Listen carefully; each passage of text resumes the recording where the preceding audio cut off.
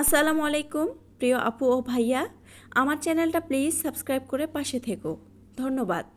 গল্প রইল প্রেমের নিমন্ত্রণ, পর্ব ৩২, লিখেছেন ইয়স্টার রিমু। খাটের উপর ধপাস করে পড়ে যাওয়ার পর কয়েক সেকেন্ডের জন্য যেন পুরো ঘরটাই স্তব্ধ হয়ে গেল। বেলা বিস্ময়ে বড় বড় চোখ মেলে ছাদের দিকে তাকিয়ে রইল। আর তাকে পড়ে যাওয়া থেকে বাঁচাতে গিয়ে সায়রও ভারসাম্য হারিয়ে তার উপরই পড়েছে।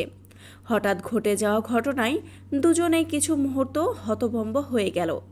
সায়র পুনরায় দ্রুত মুখ তুলে উদ্বিগ্ন গলায় বলল, বেলা, ঠিক আছিস? কোথাও বেশি লেগেছে? বেলা মুখ কুঁচকে কষ্টের ভান করে তাকালো। তারপর রাগী গলায় বিড়বিড় করে বলল, আপনি উপর থেকে সরলে তো বুঝবো ঠিক আছে কি না। সায়র থমকে গেল। বেলা এবার আরও নাটকীয় মুখ করে বলল, সরুন তাড়াতাড়ি, চালের বস্তার মতো পড়ে আছেন। মনে হচ্ছে আমার শরীরটা একেবারে চ্যাপ্টা হয়ে গেছে। কথাটা শুনে সায়রের মুখে অপ্রস্তুত হাসি ফুটে উঠল। এই মেয়ে, আমি আবার চালের বস্তাম হলাম কবে? এইমাত্র। এখন নামবেন নাকি আমি উদ্ধারকারী দল ডাকবো? সায়র সঙ্গে সঙ্গে নিজেকে সামলে দ্রুত পাশ ফিরে খাট থেকে নেমে দাঁড়ালো। তারপর হাত বাড়িয়ে বলল, আয় ওঠ। বেলা তার হাতের দিকে তাকিয়ে নাক ছিটকালো। না, নিজেই উঠব। আবার টান দিয়ে ফেলে দিবেন? সে ধীরে ধীরে উঠে বসতেই কোমরে হাত দিয়ে মুখ বাঁকালো। উফ, সত্যি ব্যথা পেয়েছি। সায়র ভ্রু কুঁচকে বলল, দেখি কোথায় লেগেছে। বেলা সঙ্গে সঙ্গে দুই হাত তুলে তাকে থামিয়ে দিল। দেখতে হবে না, আপনি দূরে থাকলেই আমি ভালো হয়ে যাব। এতক্ষণ তো দৌড়ে বেড়াচ্ছিলি। দৌড়েছি ঠিকই, কিন্তু পেছনে যে হিটলার মাস্টার দৌড়াচ্ছিল সেটা তো ভাবিনি। সায়র হেসে ফেলল। হিটলার? বাসায় এসেও ক্লাস, প্রশ্ন, পরীক্ষা, শাস্তি। আপনি একটা সাইক্লোন। সায়র বুকের সামনে হাত গুটিয়ে দাঁড়ালো। তাহলে সাইক্লোন থেকে বাঁচতে পড়া মুখস্থ করলেই তো হতো। বেলা ঠোঁট ফুলিয়ে বলল, আপনি না একদম নির্দয় মানুষ। একটু আদর করতে পড়াতে পারেন না? সায়র বাঁকা হেসে বলে, আদর করে পড়াতে পারি? আয় চল পড়াই। বেলা দ্রুত বলে, আপনি একটা দুষ্টু লোক, আমার প্রয়োজন নেই আপনার কাছে পড়ার। দুজনেই হেসে উঠল। তারপর মৃদু কিন্তু অর্থপূর্ণ হাসি দিয়ে বলল, আজকে তোর ভাগ্য ভালো। পড়ে গিয়ে যা অবস্থা করেছিস তাই শাস্তিটা আজ দিচ্ছি না। বেলা স্বস্তির নিঃশ্বাস ফেলে বলল, আলহামদুলিল্লাহ, তাহলে আমি বেঁচে গেলাম। সায়র সঙ্গে সঙ্গে মাথা নেড়ে বলল, এত খুশি হবি না, শাস্তি কিন্তু বাকি রাখলাম। বেলার হাসিটা মুহূর্তেই মিলিয়ে গেল। মানে খুব সহজ, সুযোগ মতো সুদ আসলে শাস্তি আদায় করব। ছাড় কিন্তু একদমই পাবি না। বেলা চোখ গোল করে তাকিয়ে রইল। তারপর আস্তে করে শুকনো ঢোক গিলে মনে মনে বলল, ইস, এই হিটলার বেটা ওকে একটুও শান্তিতে থাকতে দিবে না। রাত তখন প্রায় 11:30। খানবাড়ির প্রতিটি ঘর ধীরে ধীরে নীরবতায় ডুবে গেছে। নিচতলার ড্রয়িং রুমে বড় ঘড়িটা টিকটিক শব্দে সময় গুনছে। আর বাইরে দূরে ঝিঝি পোকার ডাক মিলেমিশে চারপাশ এক অদ্ভুত শান্ত পরিবেশ তৈরি করেছে। সারাদিনের ঘটনাগুলো মনে পড়তেই বেলার বুকের ভেতর আবারও কেমন ধুকপুক করে উঠল। সায়রের কথাটাই বারবার মাথার ভেতর ঘুরছিল। শাস্তি সত্যি দেবে নাকি শুধু ভয় দেখিয়েছে? সেটা বুঝতে না পেরে বেলা সিদ্ধান্ত নিল, একটু দেরি করেই যাবে। হয়তো ততক্ষণে সায়র ঘুমিয়ে পড়বে আর আজকের মতো রক্ষা পাওয়া যাবে।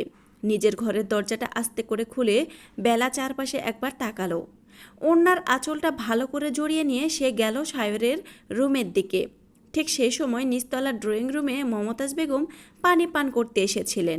কিচেনের দিকে যেতে গিয়েই তার চোখ পড়ল করিডোরের দিকে। আধো আলোয় তিনি স্পষ্ট দেখতে পেলেন বেলা নিঃশব্দে চারপাশে দেখে সায়রের ঘরের দিকে এগিয়ে যাচ্ছে। মমতাজ বেগম থমকে দাঁড়ালেন। তার চোখ মুখ মুহূর্তেই কঠিন হয়ে উঠল। ঠোঁট বাঁকিয়ে খুব নিচু স্বরে বিরক্তি নিয়ে বিড়বিড় করে বললেন, লজ্জা শরম বলতে কিছু নেই মেয়েটার। রাত দুপুরে আমার ছেলের ঘরে চুপিসারে যাচ্ছে। যেমন ভাজা মাছ উল্টে খেতে জানে না, আল্লাহই জানে আর কত নাটক বাকি আছে। আরও কয়েক মুহূর্ত তিনি সেখানে দাঁড়িয়ে রইলেন। রাগে মুখ শক্ত হয়ে গেলেও কোনো শব্দ করলেন না। শুধু তীক্ষ্ণ দৃষ্টিতে বেলার পেছনের দিকে তাকিয়ে থেকে ধীরে ধীরে কিচেনের দিকে চলে গেলেন। এদিকে বেলা কিছুই টের পেল না। সে আস্তে করে সায়রের দরজায় হাত রাখতেই দরজাটা কিঞ্চিৎ ফাঁক হয়ে গেল। মনে হলো আগে থেকেই বন্ধ করা ছিল না। ঘরের ভেতর একেবারে অন্ধকার, শুধু জানালা দিয়ে ঢুকে পড়া চাঁদের ম্লান আলো বিছানার এক কোণে পড়েছে। বেলা নিঃশ্বাস আটকে ভেতরে ঢুকে দরজাটা আলতো করে টেনে দিল। সে নিজের মনেই ফিসফিস করে বলল, মনে হয় সত্যিই ঘুমিয়ে গেছে। যাক বাবা, আজ বেঁচে গেলাম। ধীরে ধীরে বিছানার কাছে এগিয়ে গিয়ে অন্ধকারে চোখ শুয়ে আসতেই সে বিছানার দিকে ঝুঁকে দেখতে গেল সায়র ঘুমিয়েছে কি না। হঠাৎ ভাউ পেছন থেকে বিকট আওয়াজের সঙ্গে সঙ্গে দুটো হাত হঠাৎ করে কাঁধের পাশে উঠতেই বেলা চিৎকার করে ভয়ে প্রায় লাফিয়ে উঠল।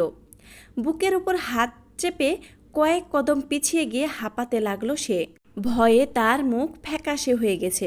অন্ধকারের মধ্যেই সায়রের অট্টহাসি ভেসে উঠল, হা হা হা, এই সাহস নিয়ে আমাকে ফাঁকি দিতে এসেছিলি? বেলার আগে কাঁপতে কাঁপতে বুকের উপর হাত রেখেই বলল, আপনি মানুষ নাকি ভূত? এভাবে কেউ ভয় দেখায়? আমার তো হার্টবিট বন্ধ হয়ে যাচ্ছিল। সায়র দেয়ালে হেলান দিয়ে দাঁড়িয়ে হাসতে হাসতে বলল, আমি তো অনেকক্ষণ ধরেই জেগে আছি, ভাবছিলাম দেখি ভীতু ম্যাডাম কখন চুপিসারে আসে। বেলা চোখ রাঙিয়ে বলল, আমি ভীতু? আমি শুধু ভাবছিলাম আপনি ঘুমিয়ে পড়েছেন, আর আপনি কি না অন্ধকারে লুকিয়ে থেকে মানুষকে ভয় দেখাচ্ছেন। তাহলে এত দেরিতে এসেছিলি কেন? প্রশ্নটা শুনে বেলা এক মুহূর্ত থেমে গেল। তারপর গলা খাকারি দিয়ে ভান করা স্বাভাবিক মুখে বলল, আমি তো শুধু দেখতে এসেছিলাম আপনি সত্যি ঘুমিয়েছেন কি না। সায়র মুচকি হেসে এক পা এগিয়ে এলো। সত্যি? নাকি শাস্তির ভয়ে দেরি করে এসে ভেবেছিলি আমি ঘুমিয়ে যাব? বেলার মুখটা সঙ্গে সঙ্গে ধরা পড়ে গেল। সে চোখ ফিরিয়ে বিড়বিড় করে বলল, আপনি সবসময় এত বেশি বোঝেন কেন? সায়র হেসে মাথা নাড়ল, কারণ তোর মুখ মিথ্যা বলতে পারে, কিন্তু চোখ পারে না। বেলা আবারও বুকের উপর হাত রেখে দীর্ঘশ্বাস ফেলল। তারপর রাগী গলায় বলল, আগে বলে রাখছি, আজকের এই ভয় দেখানোই আপনার শাস্তি ধরা হবে। নতুন করে আর কিছু চলবে না। সায়র দুষ্টু হাসি চেপে শান্ত গলায় বলল, না, এটা তো শুধু ট্রেলার ছিল, আসল শাস্তির এখনও শুরুই হয়নি। বেলা বিরক্ত হলো। ঘরের ভেতর আবার নীরবতা নেমে এলো। জানালার ফাঁক গলে আসা চাঁদের ম্লান আলোয় সায়রের মুখের দুষ্টু হাসিটা আরও স্পষ্ট হয়ে উঠেছে।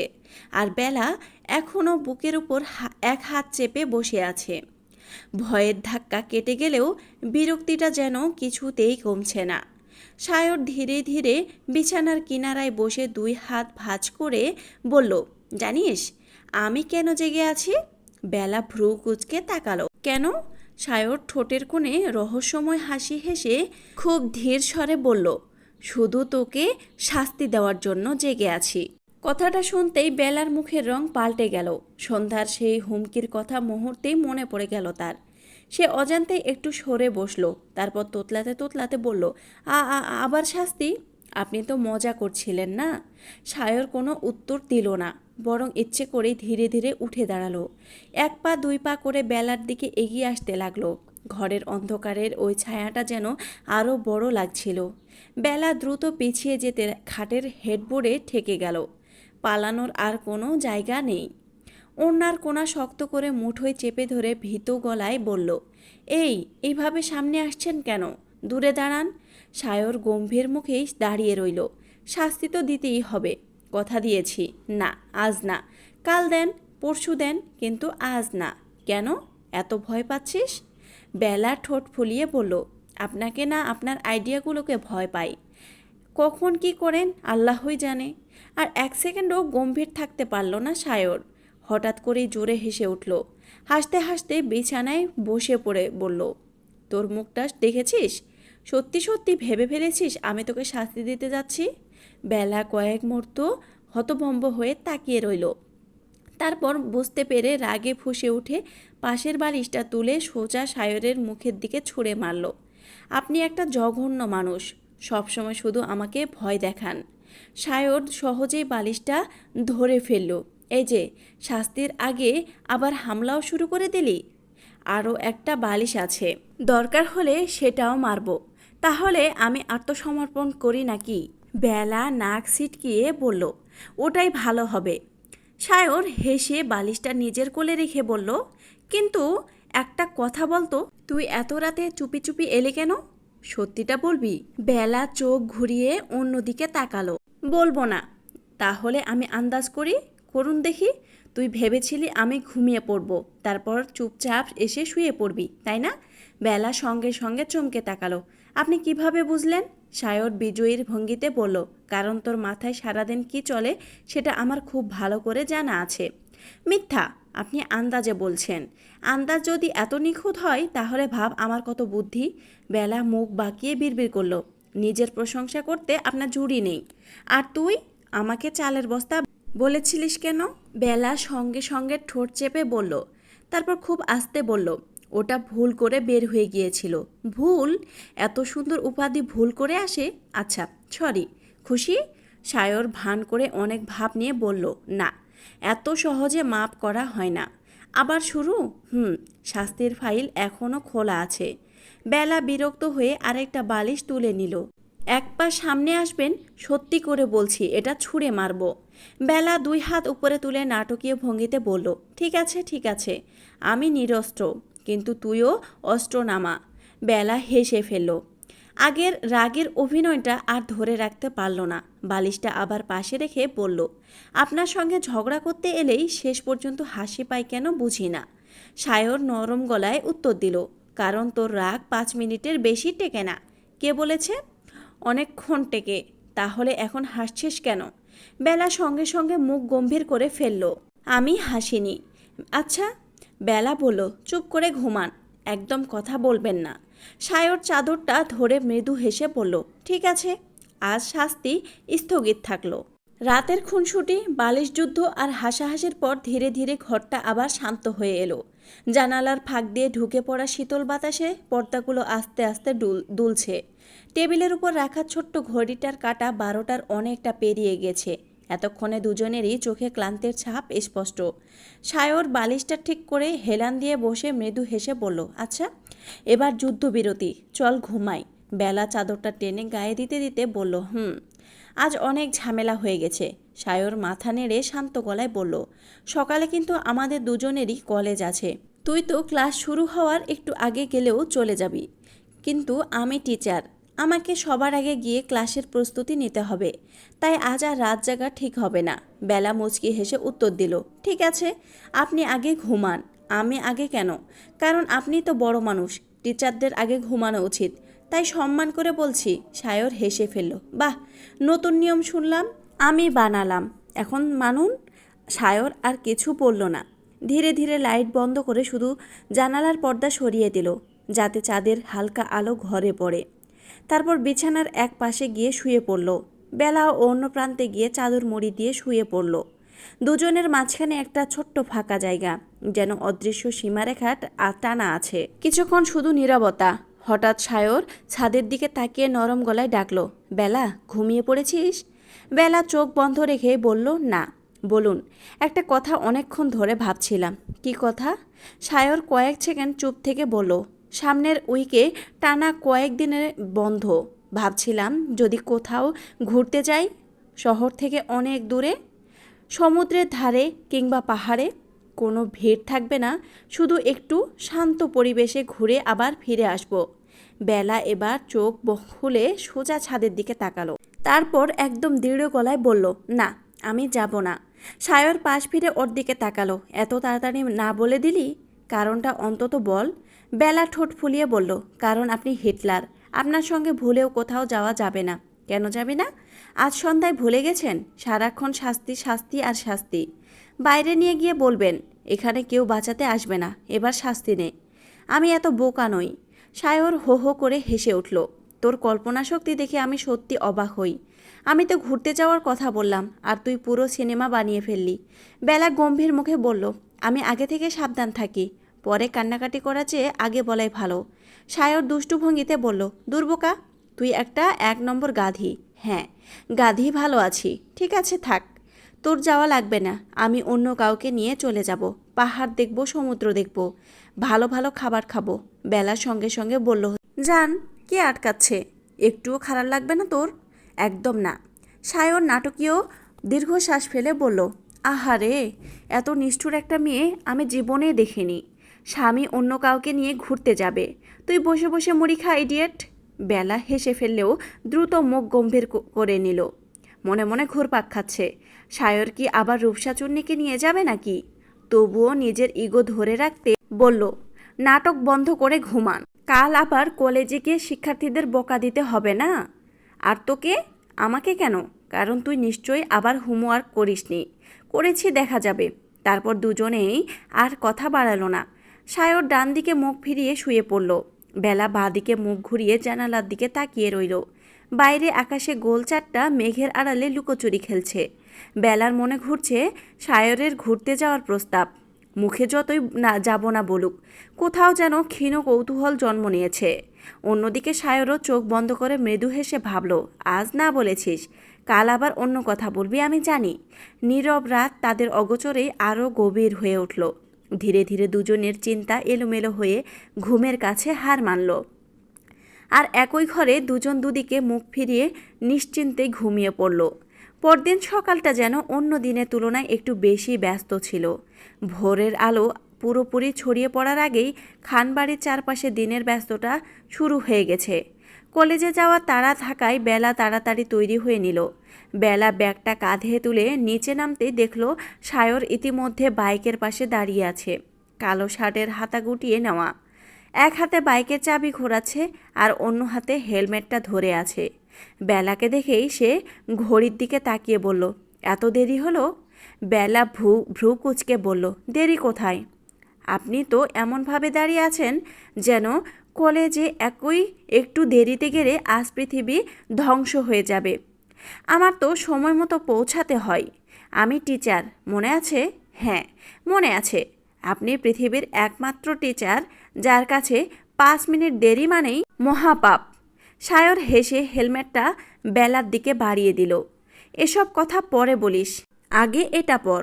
বেলা হেলমেটটা নিয়ে মাথায় পড়তে পড়তে বলল, আপনি নিজে এত নিয়ম মানেন, অথচ কাল রাতে আমাকে ভয় দেখিয়েছিলেন কেন? আবার শুরু করলি? সত্যি বলছি, কাল রাতে যদি কিছু হয়ে যেত তাহলে তোকে হাসপাতালে নিয়ে যেতাম। তারপর ডাক্তারকে বলতাম রোগীর মূল সমস্যা হচ্ছে অতিরিক্ত কথা বলা। বেলা সঙ্গে সঙ্গে সায়রের বুকে হালকা একটা থাপ্পড় দিল। চুপ করুন। সায়র হেসে বাইক স্টার্ট দিল। বেলা অনিচ্ছার ভান করে বাইকের পেছনে উঠে বসল।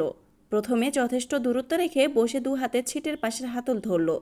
সায়র আয়নায় তাকিয়ে বলল, এভাবে বসে থাকলে পড়ে যাবি। আমি ঠিক আছি। পড়ে গিয়ে দোষ দিবি আমাকে। আপনি ধীরে চালালেই হয়। ঠিক আছে ম্যাডাম।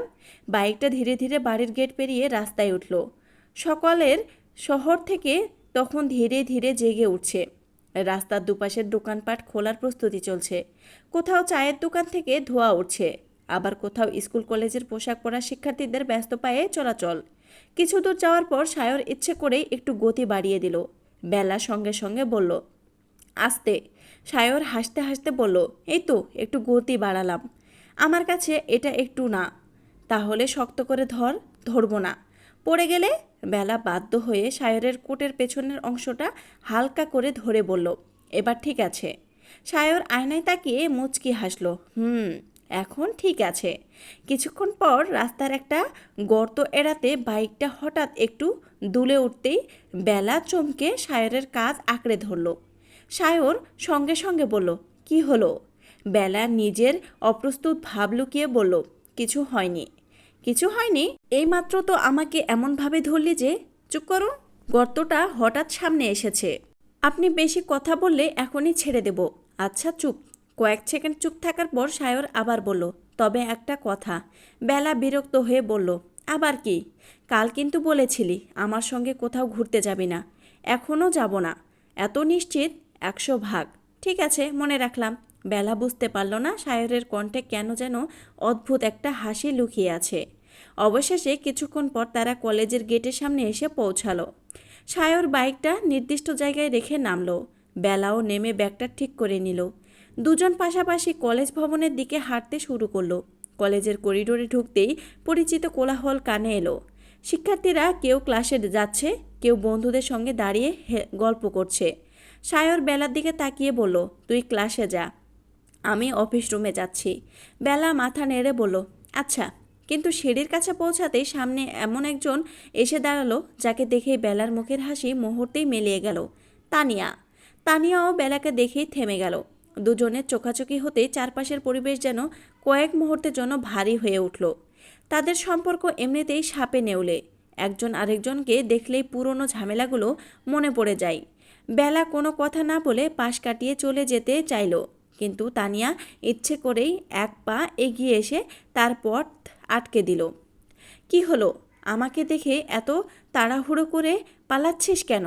লজ্জা পাচ্ছিস নাকি? বেলা বিরক্ত চোখে তাকালো। রাস্তা ছাড় তানিয়া। তানিয়া ঠোঁট বাঁকিয়ে হেসে বলল, ওহ, এখন তো অনেক ভাব। বিয়ে হয়ে গেছে বলে বুঝি? বেলার মুখ শক্ত হয়ে গেল। তানিয়া আরও কাছে এসে নিচু গলায় বলল, কলেজে সবাইকে সামনে নিয়ে এত নাটক করার পর শেষ পর্যন্ত সত্যি সায়র স্যারের সঙ্গে বিয়ে করেই ফেললি।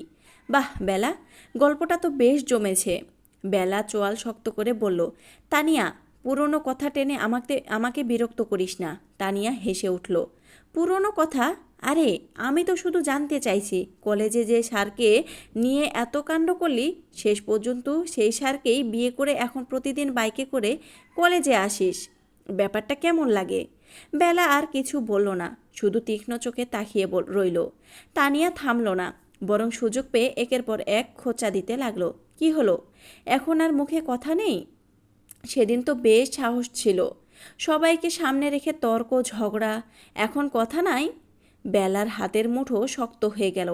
সে বুঝতে পারছিল তানিয়ার উদ্দেশ্য শুধু পুরনো ঘটনা মনে করিয়ে দেওয়া নয়, সে ইচ্ছে করেই বেলাকে অপমান করার চেষ্টা করছে। বেলা ধীর কিন্তু কঠিন গলায় বলল, তুই যা বলার বলেছিস, এবার আমার রাস্তা ছাড়। তানিয়া মুচকি হেসে বলল, কেন? স্যারকে ডেকে আনবি, নাকি এখন স্বামীকে দিয়ে আমার সঙ্গে ঝামেলা করাবি? বেলা আর এক মুহূর্ত দাঁড়ালো না, তানিয়াকে পাশ কাটিয়ে সামনে এগিয়ে যেতে লাগলো। কিন্তু পেছন থেকে তানিয়ার কটাক্ষ ভরা হাসিটা তার কানে বাজতেই থাকলো। আর একটু দূরে দাঁড়িয়ে থাকা সায়রের চোখও ইতিমধ্যে পুরো ঘটনাটার দিকে গিয়ে থেমেছে। সে কিছুটা দূর থেকেই বেলার মুখের পরিবর্তন লক্ষ্য করেছিল। কিছুক্ষণ আগে যে মেয়েটা তার সঙ্গে বাইকে আসতে আসতে হাসছিল, সেই বেলার মুখে এখন জমে উঠেছে চাপা রাগ আর অপমানের ছাপ। সায়র ধীরে ধীরে তাদের দিকে এগিয়ে এলো। বেলা আর তানিয়াও ক্লাসরুমে ঢুকেছে মাত্র।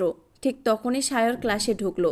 তাকে দেখা মাত্রই 1 মিনিটের মধ্যেই পুরো ক্লাসের পরিবেশ বদলে গেল। যে শিক্ষার্থীরা এতক্ষণ গল্পে ব্যস্ত ছিল, সবাই দ্রুত নিজেদের জায়গা নিয়ে সোজা গিয়ে বসে পড়ল। সায়র কোনো কথা না বলে প্রথমে পুরো ক্লাসের দিকে একবার তাকালো। তারপর তার দৃষ্টি গিয়ে থামল তানিয়ার উপর। তানিয়ার দিকে সায়রের চোখের দৃষ্টি এতটাই তীক্ষ্ণ হয়ে উঠল যে তানিয়ার মুখের হাসিটাও মুহূর্তেই মিলিয়ে গেল। বেলাকে নিয়ে তার করা কথাগুলো সায়রের কানে গেছে, আর সেই কারণেই রাগে তার চোয়াল শক্ত হয়ে উঠেছে। সেই মুহূর্তে তানিয়াকে কয়েকটা চড় বসিয়ে দিতে ইচ্ছে করছিল তার, কিন্তু শিক্ষক হিসেবে নিজের সম্মান আর ক্লাসের পরিবেশের কথা ভেবে সায়র নিজেকে সামলে নিল। আজকের পর্বটা কেমন লেগেছে অবশ্যই কমেন্টে জানাবেন। ধন্যবাদ।